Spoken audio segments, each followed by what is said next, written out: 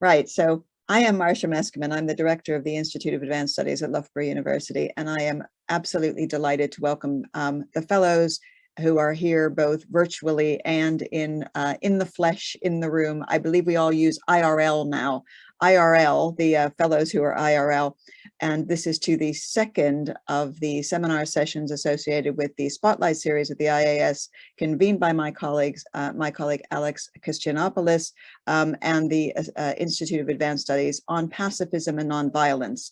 And I am very, very thrilled to be welcoming this particularly esteemed group together to talk about a whole range of issues about violence, particularly and the cult of violence in politics, but also to really round off what has been a two-day, effectively, first starting point for some of these open sessions on a variety of issues around pacifism and nonviolence that will be raised over the course of the time that the Spotlight series are running, which now will be a second set of these in June and a third set in September.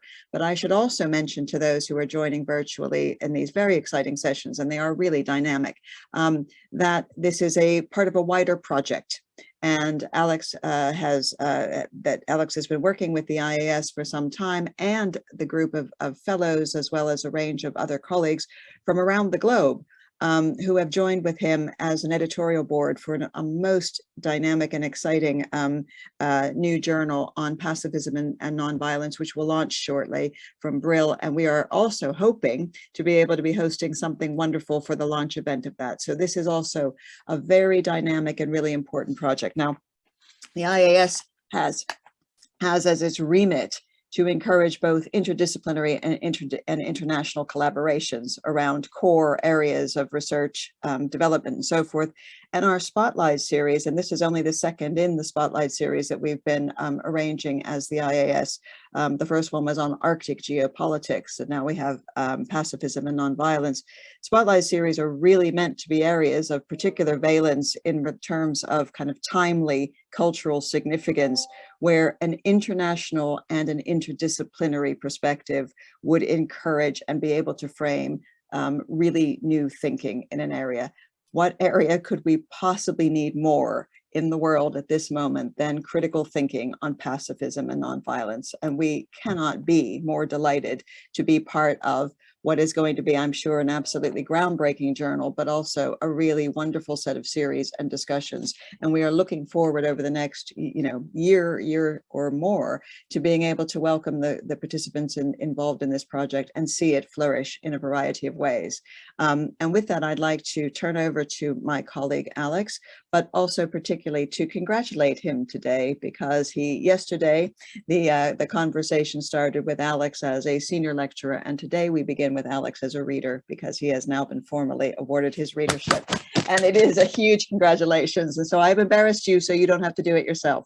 But warm welcome, and warm welcome to all the colleagues. And I'm now going to tune out so that it can now take part. Thank you very much. Okay, no feedback. Good. Right. Well, thank you very much, Marsha.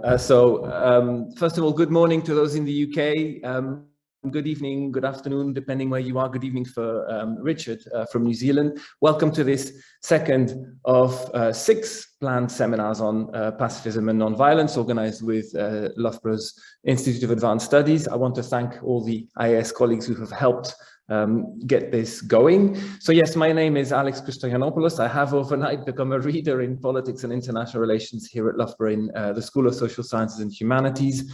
I'm delighted that so many of us are joining us from various corners of the globe. I recognize quite a few names, some I don't, and that's great. I'm also delighted to welcome a range of esteemed guests to discuss the cult of violence in politics today. I should say, before we get going, that we were going to have 4 presentations. We will only have 3 because Helen Dexter has unfortunately become the latest victim of COVID and is too unwell. I think she's joining in the audience, bless her, but her paper maybe will be for another day. We will see, but we do have 3 presentations this morning. Before we go any further, some housekeeping. If you have any comments, questions, by all means, please do use the chat function. You're welcome to post questions about earlier presentations as the presentations are still rolling. We will take them at the end anyway, but by all means, do contribute. In terms of format then, every speaker will speak for about 20 minutes, and then we will turn to the wider discussion. The first part, so the three talks will be recorded and published online in a week or two. We intend to stop the recording, or at least to not post the recording of the discussion and the Q&A. So rest assured that your contribution will not be shared widely online. We will therefore monitor the chat throughout the session if you have any questions or comments. So again, please don't hesitate to post such questions and comments as we go along. As I said yesterday, even though violence is widely assumed to be effective as a regrettable but sometimes necessary means to achieve political objectives, there is mounting evidence that calls this assumption into question. The serious arguments put forward by advocates of pacifism and nonviolence might have often been under-examined, but this is starting to change. There's a growing literature that's giving serious attention to pacifism and nonviolence. And yes, next year, 2003, we'll see the launch of our new journal dedicated to the topic, the Journal of Pacifism and Nonviolence. I'll post a link to it in the chat in a few minutes. We've also launched a new mailing list to coordinate research initiatives covering the remit of the journal. So again, I'll post that in the chat in a bit. The aim of this Spotlight series is to explore some of the salient questions in this emerging literature, give a flavor of the interdisciplinarity, the different methodologies, the different kinds of questions that we hope to explore in the journal and that the buzzing literature is turning to. And so for this session, we're delighted to welcome three speakers who will offer their views on the cult of violence in politics. We will start with Richard, then Kim, then Paul. And